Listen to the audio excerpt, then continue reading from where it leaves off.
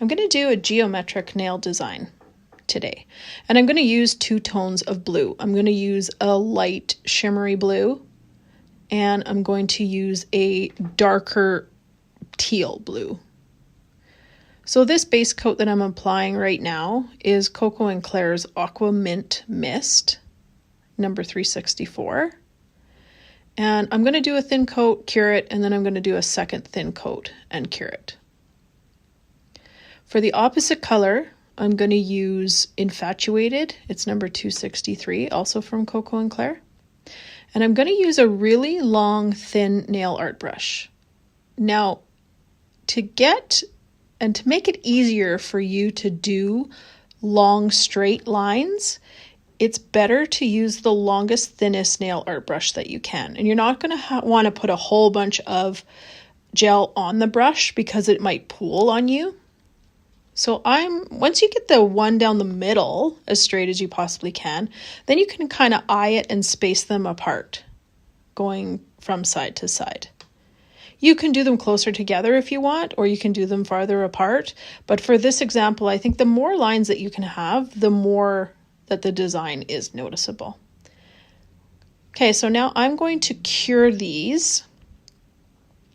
And you can choose whatever kind of geometric designs that you want. You can choose hearts, you can choose circles, you can squares, diamonds, triangles, ovals, whatever you like. So I'm just choosing like a marquee, sideways marquee shape. And then I'm going to just do an off-center triangle. Now, once I have my shapes, you can do more than two shapes if you want. You can just do one shape, whatever you like. So I'm going to cure it. So now what I'm going to do is the outside of the shapes, I'm going to alternate and fill in those spaces.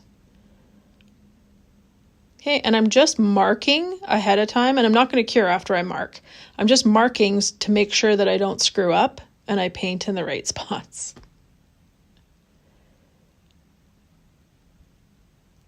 Okay, so now I'm going to fill in those areas with this dark color, and I'm not touching the inside of those shapes. And I'll show you why in a second.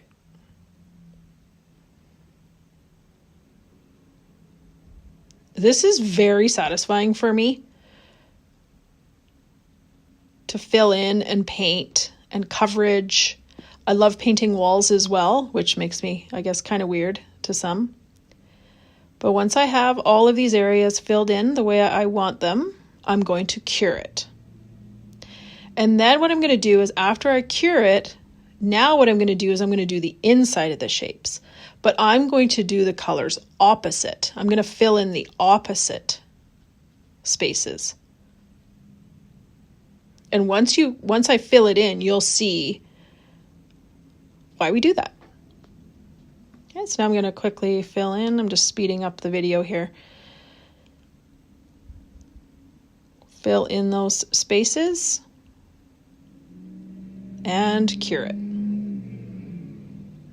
And right there, it looks really cool. I'm just going to cover it up with a matte top coat.